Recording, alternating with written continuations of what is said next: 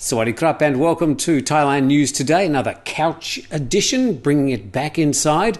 Not for any particular reason, just that it's really hot outside and it's hard to get through the recording time of the program without breaking into profuse sweat.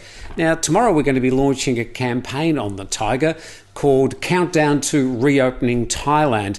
There's quite a few provinces that are talking it up at the moment about reopening their shops and businesses if the situation continues to trend down and they can maintain some social distancing protocols. So good news, and we'd certainly like to perhaps show a bit of optimism in the whole situation. We've been deep in the middle of a coronavirus swamp for the past couple of weeks, so let's now look to the future.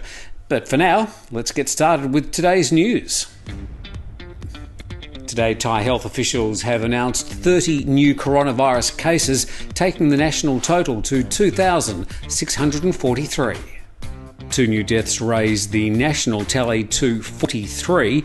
Today's results follow a general trend of fewer new cases each day over the last week, but a spokesman for the government's Centre for COVID-19 Situation Administration says the situation is still a cause for concern, saying we must not let our guard down. One of the new deaths today was a 65-year-old female street food vendor who already had diabetes and high blood pressure.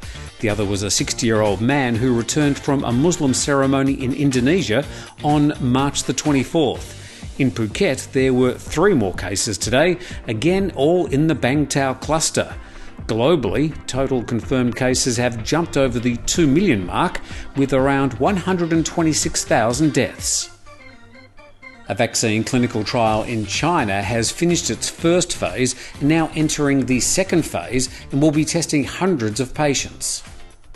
It's the first proposed COVID-19 vaccine that's entered phase 2 of clinical trials around the world. An 84-year-old man in Wuhan was vaccinated this week, becoming the oldest participant in the second phase of the trials.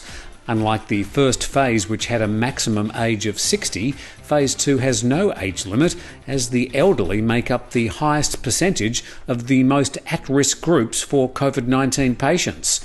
Dr. Chen Wei, who leads the team developing the vaccine, says that a possible fully tested vaccine is still months away and then probably a year away before being approved around the world for mass vaccination.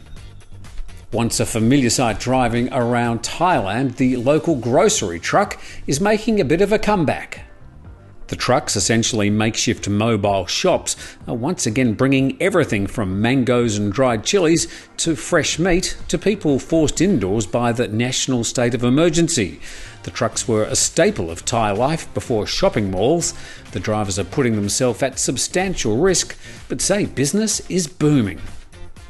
Well, if you're eating anything at the moment, it might be an idea to put it down. This morning at 4 a.m, police in Songkhla were pursuing a man on a motorbike who ended up driving into a waste treatment pond. As police officers were packing up the checkpoint about to head home, a man riding a motorcycle turned around just before reaching the checkpoint.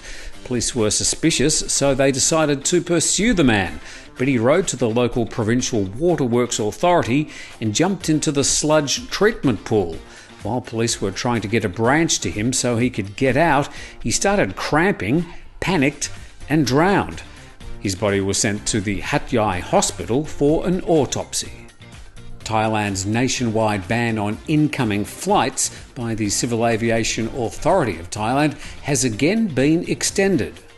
The CAAT announced the extension this morning. It's the third extension on the ban, which was first imposed back on April the 3rd.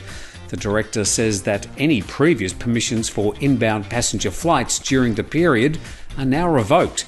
Exceptions to the ban are repatriation flights, state and military aircraft, aircraft making emergency landings, humanitarian aid, medical and relief flights, as well as cargo flights. And the Thai government's brought the girl group Super Valentine back together after a 6-year break to record a COVID-19 song. The song's straightforward lyrics are delivered with a smile and a mirror ball, warning people to self-isolate to reduce the spread of the coronavirus. Some of the lyrics don't just think of fun, or you'll suffer from COVID. If you can't recover, you could die.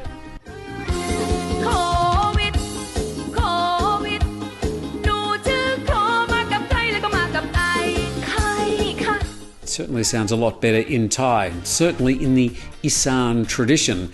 That's our program for Thailand News Today. You can subscribe right here and you'll get some pings alerting you when we've got a new program. We do this 5 days a week and we get it up around about 5 p.m. in the afternoon Thai time. Thanks for joining us. No cats today, but we'll see you tomorrow.